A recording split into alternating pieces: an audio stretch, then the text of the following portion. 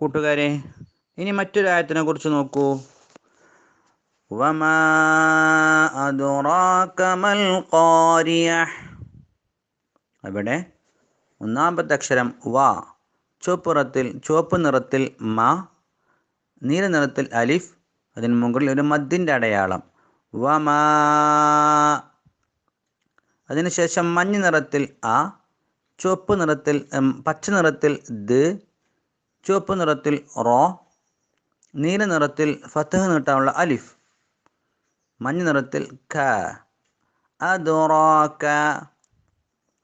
അതിനുശേഷം പച്ച നിറത്തിൽ മ, ചുവപ്പ് നിറത്തിൽ അലിഫ് മാ,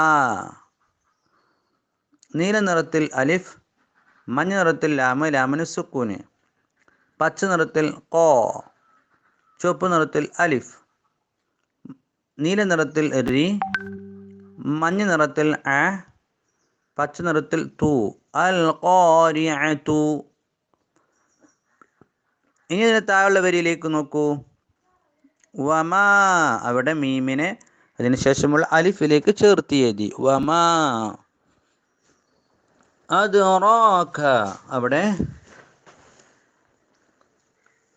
നീല നിറത്തിലുള്ള ഫത്ഹ് നീട്ടാനുള്ള അലിഫിനെ അതിനുശേഷമുള്ള കാഫിലേക്ക് ചേർത്ത് എഴുതി അദ്റാക.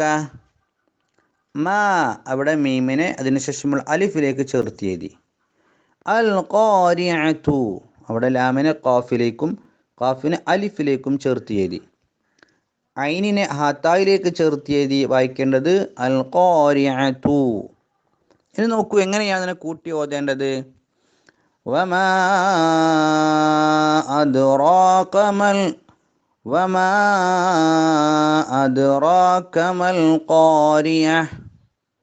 ഇനി മുസ്ആഫുൽ നോക്കി ഓതിക്കോളൂ. വമാ അദ്റാക മൽ ഖാരിഅഹ്. ആവർത്തിച്ചോതി പഠിക്കാം. അല്ലാഹു അനുഗ്രഹിക്കട്ടെ. അസ്സലാമു അലൈക്കും.